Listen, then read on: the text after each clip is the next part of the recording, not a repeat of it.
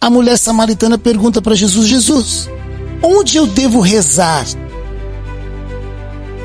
Em Jerusalém ou na Samaria? Porque na época só se podia rezar nos templos, e os templos ficavam nos morros.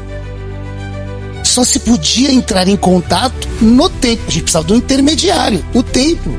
Precisava de um local. Jesus vira para ela e falou assim: olha, vai chegar um dia que vocês vão perceber que não é preciso rezar nos templos, não é preciso rezar nos montes. A sua fé move as montanhas até o seu coração, e aí o seu grande templo se conecta com Deus. E a dúvida é a seguinte: será que não ficou claro na época para nós Jesus ter dito que a conexão com Deus é de coração para coração? Será que a gente não conseguiu entender que não é preciso intermediário? E nós, como humanidade, a gente foi se distanciando do verdadeiro sentido do que Jesus nos deixou, e deu no que deu.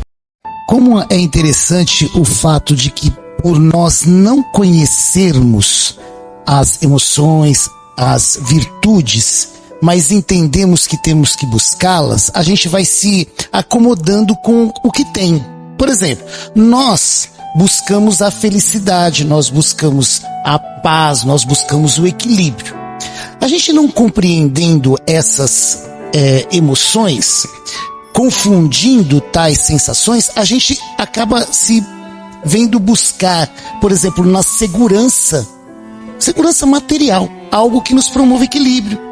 Então, às vezes, a gente confundindo sensações, a gente se encastela em casa, cria muros, transforma as nossas relações cada vez mais embarreiradas, né? Cheio de barreiras, para propor uma segurança que a gente busca sem de fato reconhecer aquilo que necessita, que é o equilíbrio, que é a segurança promovida pela paz de consciência. Serenidade não pode ser confundida com passividade. É muito diferente da gente imaginar o que é normal a gente pensar, que a serenidade é aquela paz que não age. E pelo contrário, a serenidade é aquela virtude, aquela capacidade que nós iremos buscar, inclusive é uma capacidade do sábio, que com relação às dificuldades, ele se vê sereno, equilibrado, para agir, tomar a melhor decisão de acordo com aquela necessidade do momento. E isso é ser sereno. Então a gente começa a perceber que não é um ato passivo que não nos deixa recolhido à espera de um milagre acontecer. É ter o discernimento, ter a condição de, mesmo no olho do furacão, agir com equilíbrio. A gente tem que vigiar também, estar atento às coisas boas que acontecem na vida da gente. Que a gente fica tão tenso, tão armado para as coisas ruins que podem vir, que a gente não bate o olhar e aproveita as coisas boas que na nossa vida já acontecem.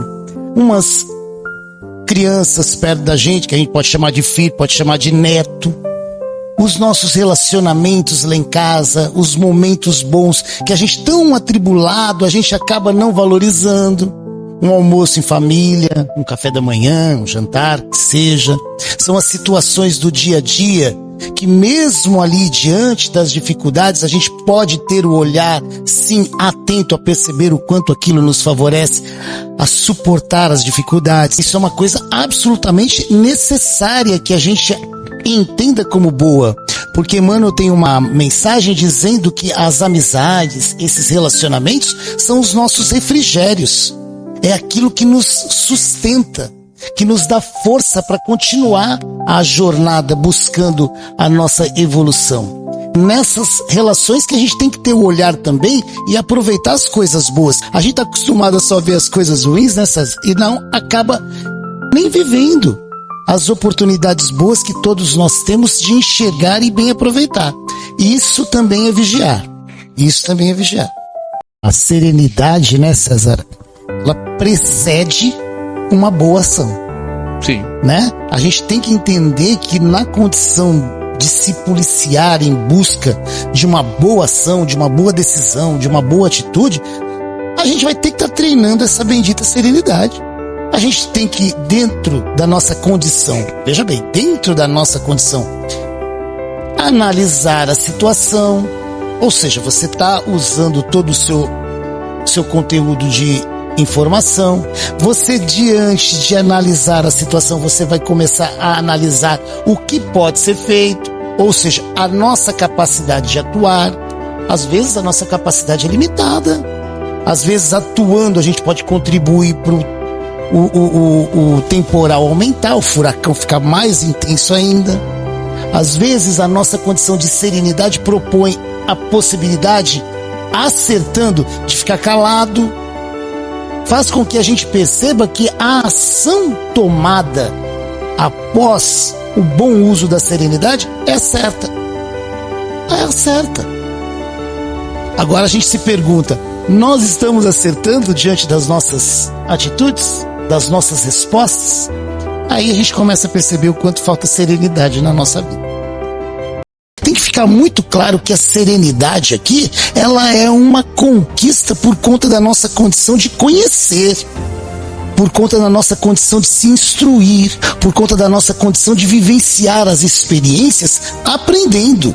É isso que vai trazer. Me faz lembrar as lives passadas onde você falou a respeito do bom senso, que ninguém te ensina bom senso, né, César? Você não aprende o bom senso. Foi exatamente isso que o César falou. Da mesma forma, a serenidade. Nós não vamos aprender a ser sereno, nós vamos conquistar o direito de ser sereno, mas através de muito esforço, através de trabalho, através de uma busca. Tem uma passagem que justifica bastante a ideia de ser sereno, completamente diferente de ser passivo.